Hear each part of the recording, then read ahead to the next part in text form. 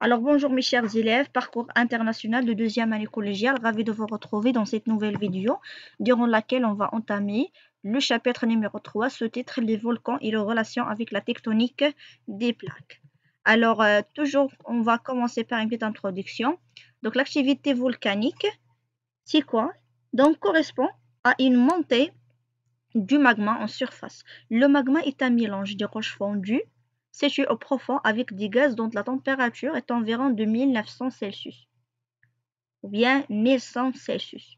Les volcans se répartissent dans les limites des plaques lithosphériques, comme on a vu déjà dans la répartition mondiale des volcans. Dans le monde, il y a environ 2300 volcans. Alors la question qu'on va les poser maintenant, c'est qu'est-ce qu'un volcan et quels sont les éléments ou bien les éléments d'un volcan et quels sont les types d'éruptions volcaniques et dernièrement, quelle est la relation qui s'établit entre la tectonique des plaques et les volcans.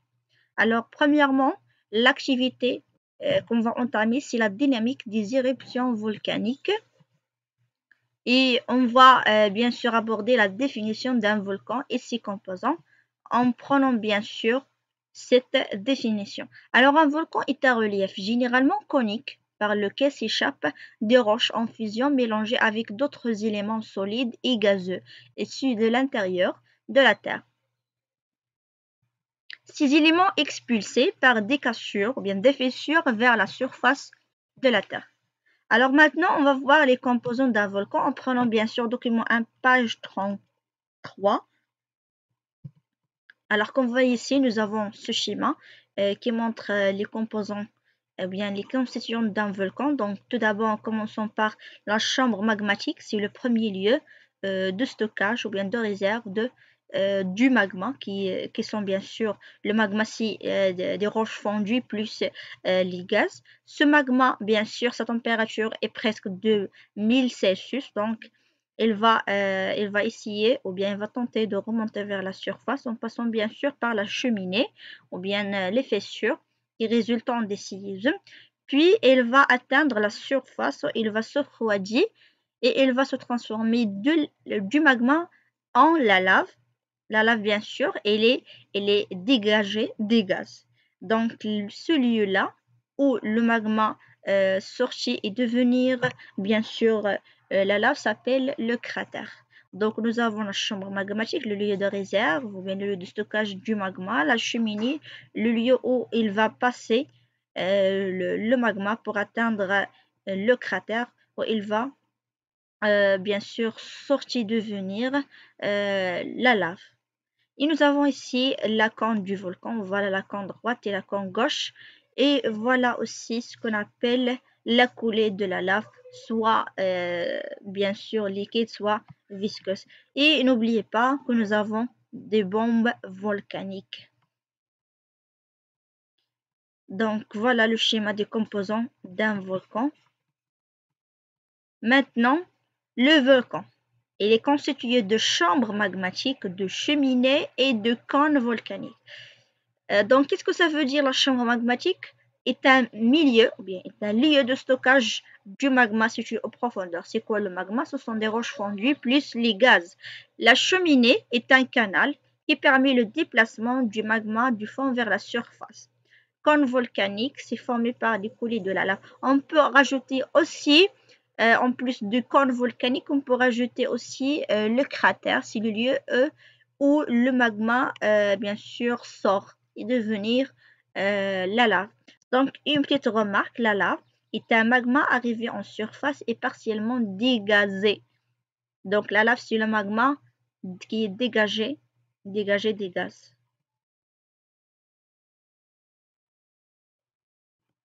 Donc, les types d'éruptions volcaniques, on va prendre un exercice. C'est un exercice intégré. Donc, le tableau ci-contre représente les caractéristiques responsables des différents types d'éruptions volcaniques.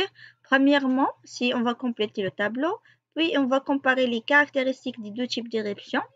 Bien sûr, on va établir la relation entre la viscosité de la lave et sa teneur en silice et on va trouver les différences entre les deux types d'éruptions qui permettent de distinguer entre ces deux volcanismes et on va établir aussi la relation entre ces différences de l'éruption volcanique.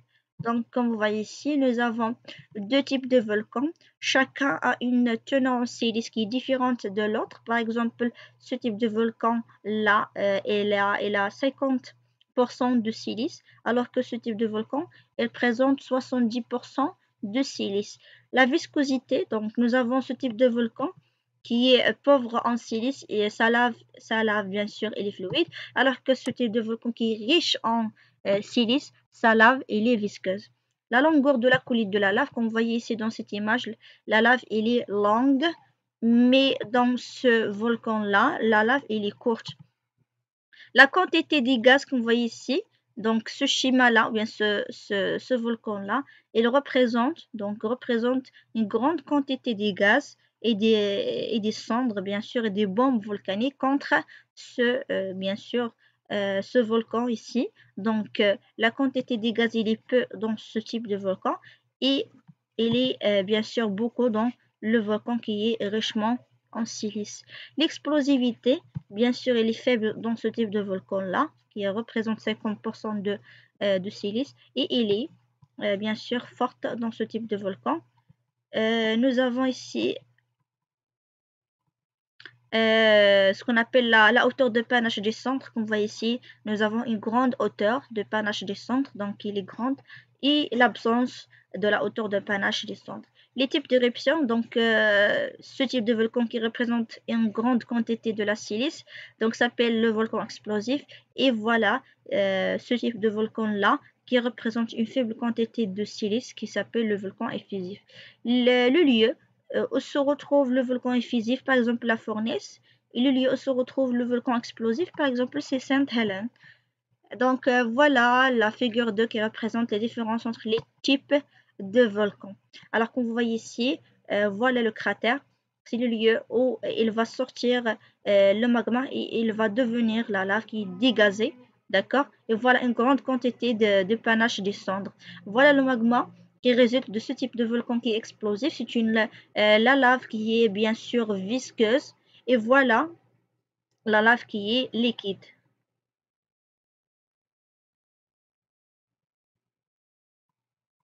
Donc, plus la teneur en silice est importante, plus la lave est visqueuse, comme on a vu tout à l'heure que le volcan explosif, il est riche en silice et automatiquement, bien sûr, la lave sera visqueuse. D'accord? La teneur, et bien sûr, vice-versa. La teneur en silice, la quantité des gaz et de la vapeur d'eau, la viscosité de la lave, ce sont bien sûr des facteurs qui sont responsables de la différenciation entre ces deux types de volcans. Si les éruptions volcaniques sont fortes lorsque le magma est très visqueux, d'accord? Donc les éruptions volcaniques lorsqu'elles sont fortes, d'accord? Par exemple le volcan explosif, et là une magma qui est très visqueuse et qui est riche en gaz et en vapeur d'eau et en silice par exemple, nous avons 70% et inversement, d'accord? Donc nous avons deux types de volcans. Le volcan effusif, il est caractérisé par des coulées de la lave fluide, pauvre en gaz et en silice. Par exemple, nous avons 50% de silice et en vapeur d'eau. Le volcan explosif, il est caractérisé par des projections violentes du coulées de la lave visqueuse et il est riche en gaz et en silice, 70% et en vapeur d'eau. Bien sûr, accompagné par des cendres atteignent parfois 20 km de hauteur. Donc maintenant, on va prendre trois manipulations pour comprendre la dynamique des éruptions volcaniques. Bien sûr, on va prendre document 3, page 35. Pour comprendre l'origine des deux types d'éruptions volcaniques, on réalise la manipulation page 35. Alors maintenant, les résultats et l'interprétation des résultats. Donc la conclusion, la libération plus ou moins brutale des gaz est à l'origine de la remontée du magma puis de l'éruption. Donc pour les volcans effusifs, les gaz s'échappent facilement, bien sûr, faible explosion, car le magma est bien sûr, il est peu visqueux et pour les volcans explosifs, les gaz s'accumulent et sont libérés brutalement, c'est-à-dire les violentes explosions, car le magma est totalement bien sûr visqueux. Donc, voilà la carte mondiale de la répartition des volcans et bien sûr des séismes. D'accord? Donc maintenant, on va établir la relation entre les volcans et bien sûr ce qu'on appelle la tectonique des plaques. Le volcan ou bien le volcanisme des dorsales océaniques. On va prendre document 4, page 37.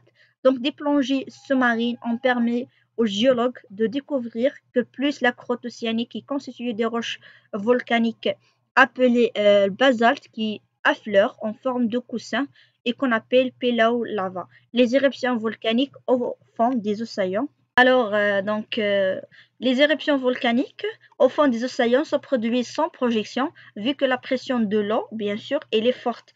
Elle empêche la libération des gaz contenus dans le magma qui est émise par de longues fissures se former ni cône volcanique ni cratère. Voilà, maintenant on va voir dans la séance prochaine, Inch'Allah, la relation entre le volcanisme et la tectonique des plaques. En commençant bien sûr par les zones des dorsales océaniques ou bien des zones de divergence.